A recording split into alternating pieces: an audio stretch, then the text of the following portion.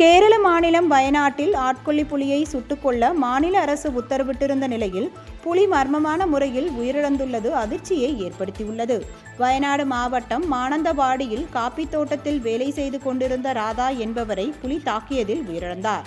அந்த புலியை உயிருடனோ அல்லது சுட்டுப்பிடிக்கவோ நடவடிக்கை எடுக்க மாநில அரசு உத்தரவிட்டதை தொடர்ந்து பஞ்சரக்கொல்லியில் தலைமை வன கால்நடை அதிகாரி தலைமையிலான குழுவினர் முகாமிட்டு அதன் மீது மயக்கமருந்து ஊசியை செலுத்தினர். இருப்பினும் புலி தாக்கியதில் சிறப்பு மீட்பு குழு அதிகாரி ஜெயசூர்யா பலத்த காயமுற்று மருத்துவமனையில் சிகிச்சை பெற்று வருகிறார். இதையடுத்து மானந்தவாடியில் இன்று முதல் 2 நாட்களுக்கு ஊரடங்கு உத்தரவு அமல்படுத்தப்பட்டு அந்த புலியை சுட்டுக்கொள்ள மாநில அரசு உத்தரவிட்டது. அதன்படி புலியை சுடுவதற்காக வனத்துறையினர் துப்பாக்கியுடன் காட்டிற்குள் சென்ற நிலையில் ஆட்கொல்லி புலி மர்மமான முறையில் உயிரிழந்து கிடந்துள்ளது. பின்னர் புலியின் சடலத்தை மீட்ட வனத்துறையினர் உயிரிழப்புக்கான காரணத்தை தீவிரமாக விசாரித்து வருகின்றனர்.